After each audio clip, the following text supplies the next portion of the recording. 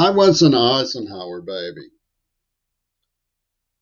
Um, Martin Luther King's father was so impressed with Eisenhower that he almost voted against Kennedy.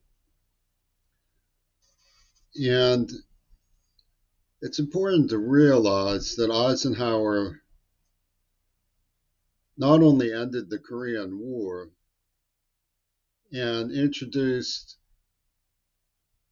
powerful respectability to concern about the military industrial complex,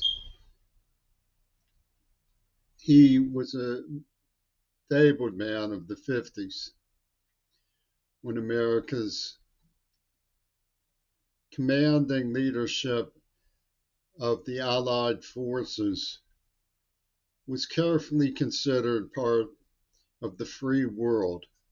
My father was with him at Teachers College, which is where he chose to go in Columbia. And they worked on the development of public school curriculum. As an Eisenhower child, it was important to me to believe in and have faith in people who understood things that I did not understand. I did not put myself in their shoes in any capacity other than my dreams. I felt as a child I would go to school and learn and understand what they had to offer. When my life was disrupted by violent crime, I took it as a sad fate that it was something that was random street violence. And since it only affected me, I moved on. There's a lot to consider when we look at the breakdown of faith and respectability among our adult builders of society. But it's important to understand that there's a movement in America that I have investigated from the celebrity superstate. The gangs of Hollywood who have competence in stunts, in deception, in acting. They have money to make a joke of people who are unsuspecting. They are bullies. They are temperamental. They are not wise men. And they are not free from the world's tragedies. When tragedy affects them, it can affect all of us because they're in the public mind. But this doesn't change the most important factor, which is that police and law enforcement and detective work require competence. There's nothing that a witness can do but testify. There are police civilian review boards that have been developed with some degree of caution because of the heritage of police brutality. But if we expect law enforcement to work, we need to improve it through democratic processes when it doesn't.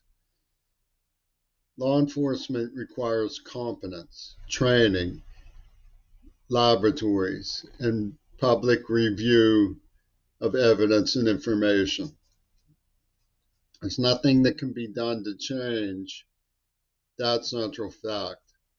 It won't improve our society to put power in the hands of the incompetent, to feed rumors, to play to storylines that are developed for movies. All it will do is make the power of the gangs of Hollywood worse.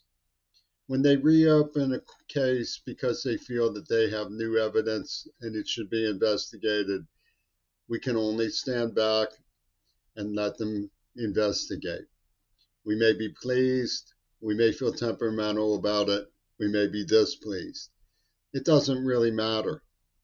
Law enforcement requires competence, and if a case is reopened, it should be on the basis of evidence and information, not rumor, hysteria, not being held hostage to the gangs of Hollywood. We live in a society, of course, that's very divided in this. They want to promote incompetence because it helps them build their bully pulpits. Incompetence isn't going to save us. If you don't have competence, you need to accept that you don't have competence. I have never put myself forward as anything other than an investigator, as a researcher for school understanding, and if necessary, for police information. As a student who is deaf, who came across and witnessed and heard things that were deeply disturbing.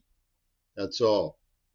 I haven't withheld anything, and I've seen my work misused in acts of terrifying piracy by people whose cloak is incompetence and whose dagger is cunning crime itself. We don't improve the situation by going after innocent bystanders. Yet, these people professing incompetence claim that their targeting of innocent people is a skillful military operation in surgical activities to change the sociology of our free society. It does nothing of the kind. All it does is enforce codes of silence